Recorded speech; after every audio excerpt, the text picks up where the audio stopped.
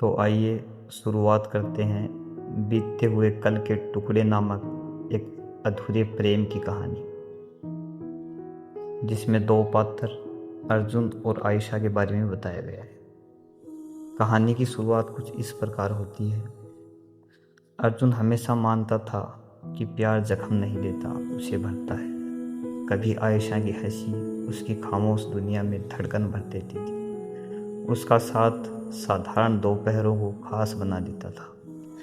दोनों मिलकर कागज़ के टुकड़ों पर अपने सपने लिखा करते थे। भविष्य के कुत्ते का नाम, पहली यात्रा कहाँ होगी और वो घर जो किसी दिन उनका होगा।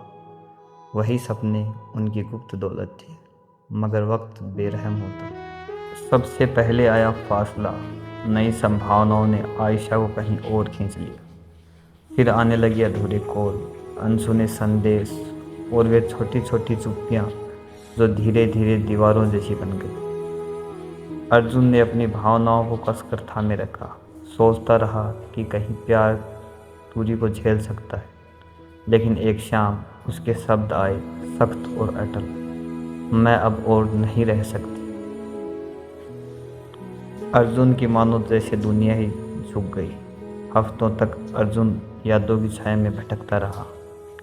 वही कैफ़े का कोना जहाँ वह नैपकिन पर कुछ लिखा करती थी, वही बस की सवारी जहाँ उसका सिर उसके कंधे पर टिका रहता था।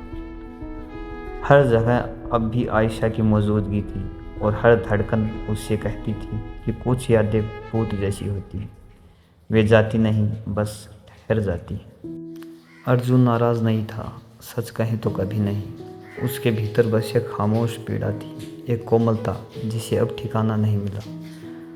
किताबें अधूरी ढेर हो गई, गिटार पर धूल जम गई और रातें छत निहारने में बीतने लगी, उन अधूरी बातों को दोहराते हुए जो किसी नतीजे पर नहीं पहुंची।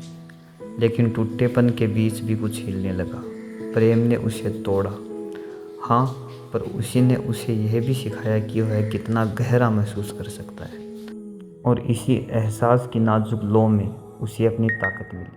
उसने समझा कि टूट जाना इस बात का सबूत है कि उसने पूरे दिल से और सच्चे मन से प्यार किया था। एक सुबह अर्जुन ने उसका आखिरी लिखा हुआ नोट उठाया, उसे अपनी डायरी में रखा और धीरे धीरे से बंद कर दिया, मानो किसी कब्र पर फूल रख रहा हो। फिर वह घर से बाहर निकला, नए दिन की ओर। इस बार सीने में खालीपन नहीं, बल्कि यह उम्मीद थी कि कभी न कभी इन दरारों से भी रोशनी झांकने लगी।